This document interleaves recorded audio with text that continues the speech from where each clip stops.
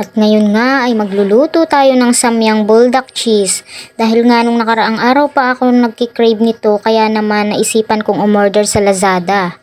Ayan, at nagpakulo na nga ako ng tubig. Then inilagay ko na itong noodles at after 5 minutes nga ay tatanggalin na natin ang water at saka natin ilalagay ang sauce into noodles at isusunod natin ang cheese flavor bago halu-haluin.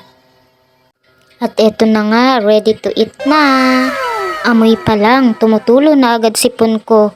Huy, OA. Pero carry to, strong tayo eh.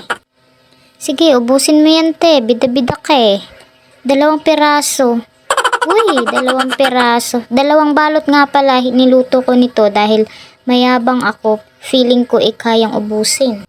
Akala ko kasi kunti lang kapag 1 balot lang lulutuin ko. Aba ang dami pala nung naluto na. Hala, tulungan nyo akong ubusin to. Baka bago maubos to, usok-usok naman puwet ko dito. Iba ang tama ng anghang nito, parang ikaw na yung nagmahal, ikaw pa yung nasakta ng todo.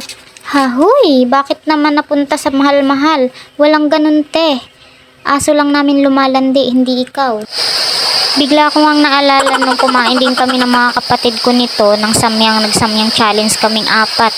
3 silang lalaki, ako lang mag-isang babae. Sabi namin walang iinom ng tubig, kapag uminom ng tubig talo na. Abay bago pa nga lang nagsisimula, parang umiiyak na agad isa kong kapatid.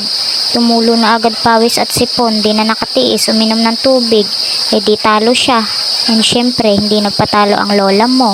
At dahil 3 na lang kaming naglaban-laban, yung 2 sumuko na din agad. Syempre, the winner is ako, malamang. O siya, sige na guys, follow nyo naman po ako sa FB page at TikTok account ko. And pakisubscribe na din po sa aking YouTube channel and pakilike and share ng mga videos ko.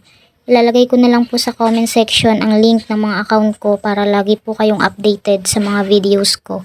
Maraming salamat po sa panunood.